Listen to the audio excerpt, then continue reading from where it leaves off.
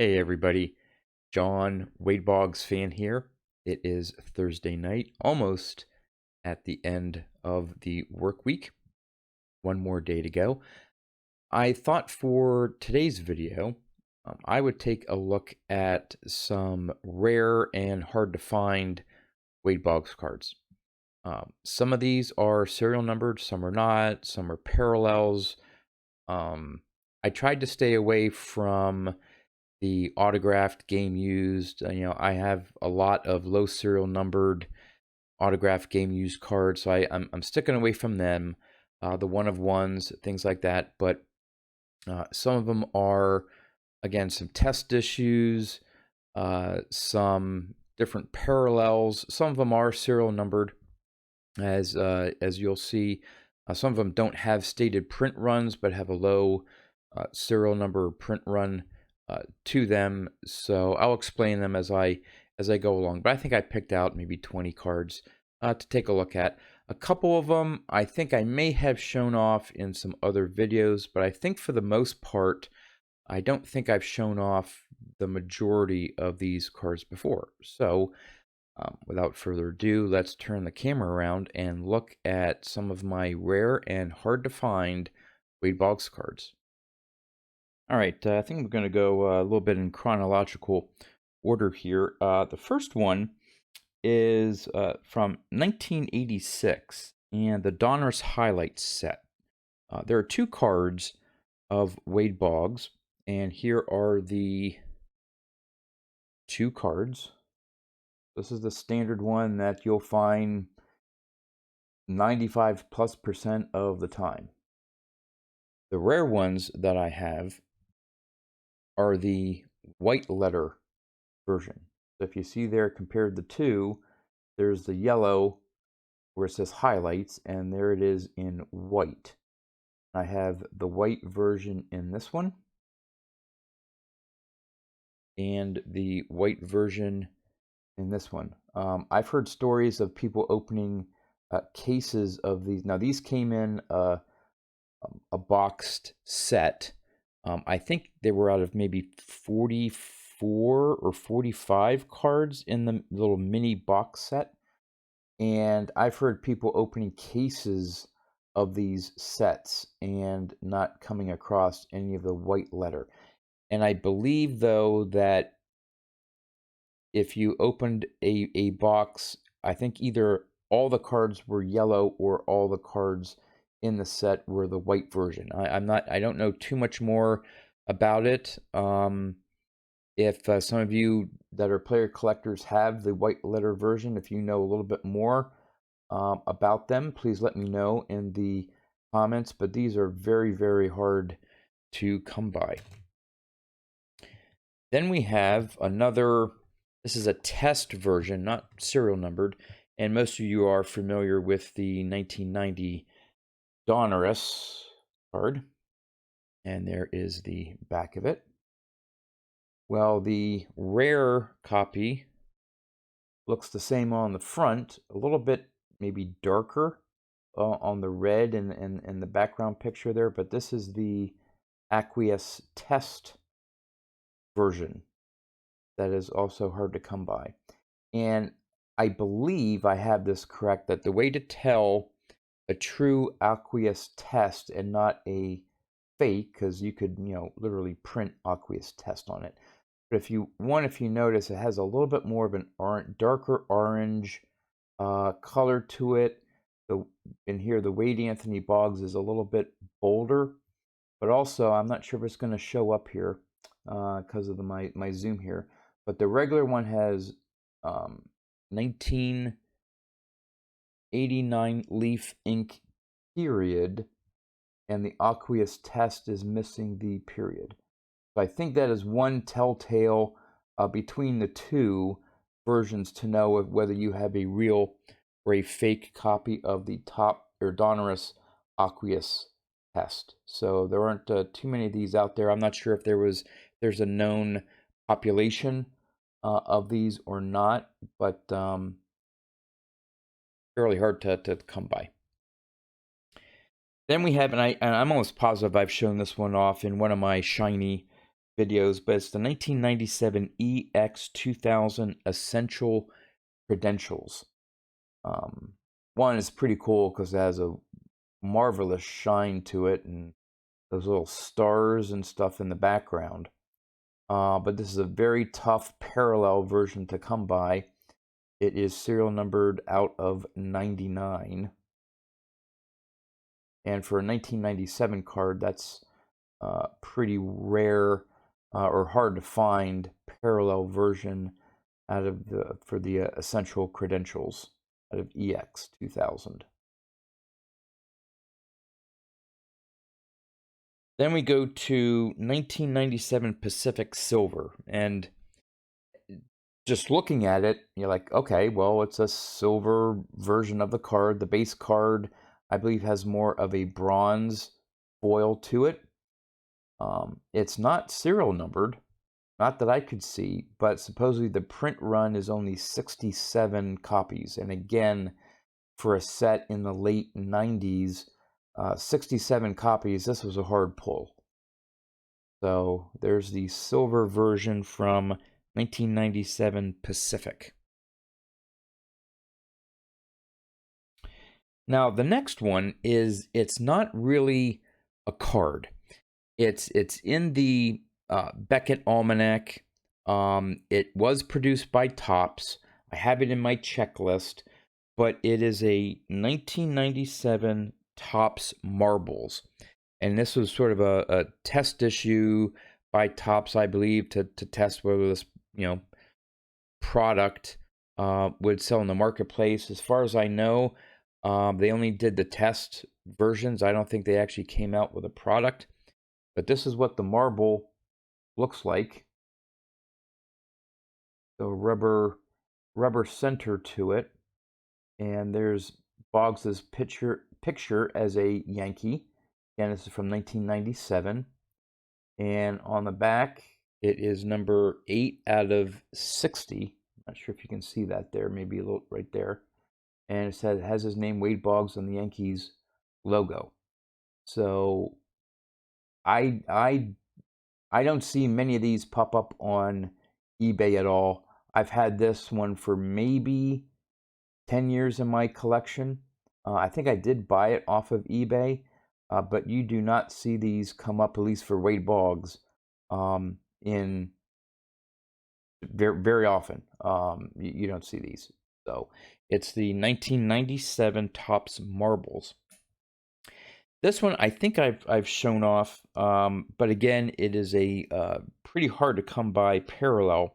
It's from 1998 Fleer Tradition, and it's the vintage set of the 1963 Fleer.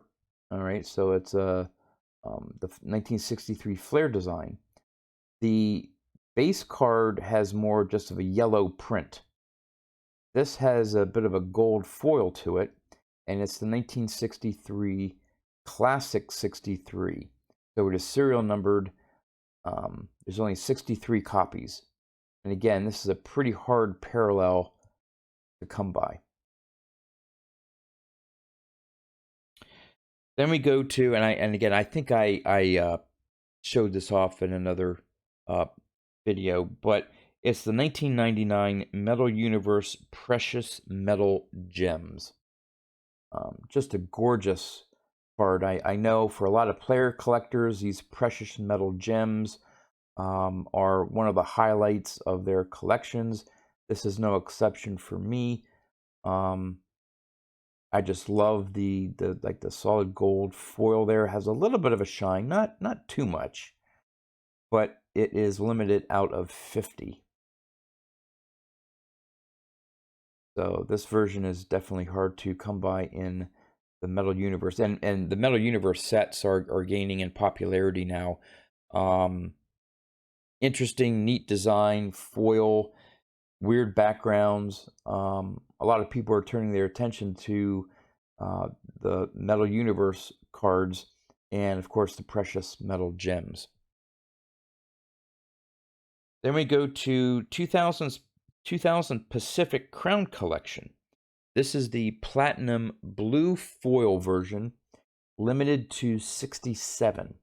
Again, very hard pack pull. I'm not sure what the odds are, but I believe they're fairly large odds to pull the platinum blue.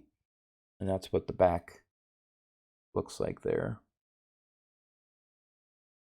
But it has a platinum blue, you can see a little bit better there, foil on the bottom. I believe the base ones have more of a bronze foil at the top and his name there, down there at the bottom, and the team name. Next, we have a 2000 Ultra Platinum Medallion. And in, I believe it was 1999 and 2000, I think those may have been the 2 years, that the Gold Medallion and Platinum Medallion were die cut. And so this is the Platinum Medallion edition. Previous years, the Platinum Medallion were serial numbered either out of 100 or 99. But this one is serial numbered out of 50. Show it off here without the shine of the light here. You can see their Platinum Medallion out of 50. Even the sticker they're showing the serial number has a little bit of a hologram to it. You see, if you notice. So there's the Platinum Medallion edition.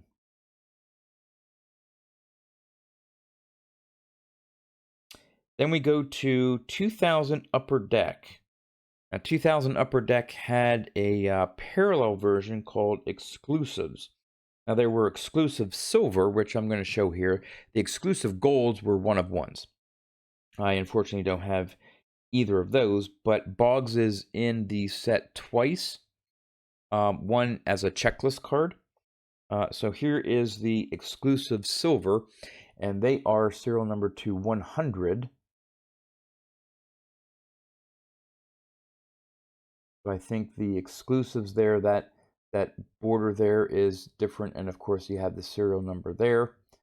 This is the back of his main card. And then we have the checklist version out of 100. And there is the set checklist for the Tampa Bay Devil Rays.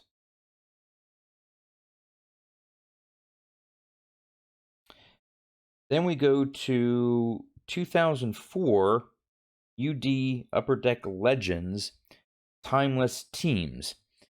Boggs has two versions, one on the Red Sox and one on the Yankees.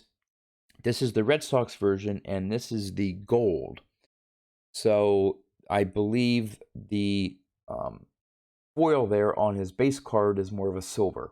There's also a bronze version, which is sort of confusing with the silver a little bit, but depending on the light and the pictures on the internet. But the bronze version, I believe, is out of 50, and the gold version is out of 5.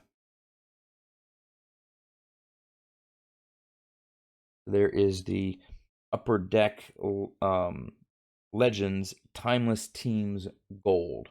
I don't have the Yankee version, but if I had to choose the two, I'd rather have the Red Sox version, so I'm happy with that.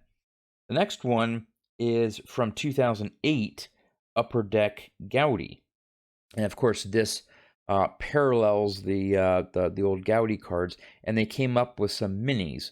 Now, Boggs has two versions of cards in the Upper Deck Gaudy. The two versions I'm going to show off here are the Sport Royalty cards. I think they were short printed, and the minis had different, basically colored fonts of the text on the back, and that's what made them different. So I have two of the variations here. The first one is the black back. I'll try to say that quick. This is numbered out of 34. Sort of hard to see the 4 there, but it's 34. And the text on the back is in black. There's blue, And the other one here that I have is out of 8. And this is the top back. I think that's how you pronounce it. Taupe, T-A-U-P-E. So again, it's not quite red, and that's another version. Red lettering, this is more of like a sort of a tan. So the tan text versus the black text. So again, the black text was out of 34, and I'm just going to call it the tan. Is serial numbered out of 8. Then we go to 2009 Topps Sterling. They had some framed parallel cards. This is Topps Sterling framed gold. I love these cards for the shine of them and just the overall design. As you can see, the gold is, this version is only out of 5. There's the back of it. It almost looks faded like a printing plate or something. But it's gold version. And then from 2010, Topps Sterling, I also have a framed gold out of 5, but I decided to show off the framed suede out of 3. So again, that sterling shine there in the center of the picture. Really like the design of this, and there is the back of it, but the front's what is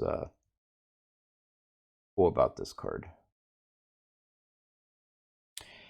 Then we just have a couple more here. 2013 Topps Allen & Ginter Mini Framed Silk. So this is a version of the Allen & Ginter mini card printed on a piece of silk in between 2 pieces of acetate, so you can see the back of the silk there. And these are serial numbered out of 10. And there's actually a cut in the acetate there, so you can actually feel the silk piece to it. Then that was the 2013. In 2014, they also did a mini silk of Wade Boggs, also out of 10. Again, the same concept, just a different frame for the 2014 design. And of course, the different layout of the card, but the same concept, a piece of silk with the card printed on it in between 2 pieces of acetate. You can see the back of that as well, and actually with the light, you can actually see through it. And again, that's out of 10. And then the last one I was going to show off, I showed off 2 other cards of these that I have, one of Roberto Clemente and one of Bryce Harper, that I pulled from a box, from a double rip card, actually. This one, unfortunately, I didn't find in a box. I had to buy it on eBay. But it's a 2014 Topps Allen & Ginter mini metal card. And it's not serial numbered, but I believe the print run is only 5.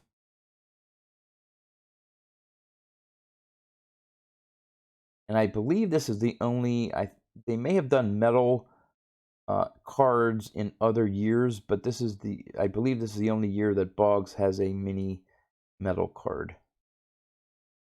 And just the basic back there, but mini metal. So we'll end with that one. Hope you enjoyed my look at some of my rarer and harder to find Wade Boggs cards. And again, if you know anything more about the 86 Dontners Highlights white letter, on maybe how they were produced or why they were produced or what have you, definitely let me know in the comments.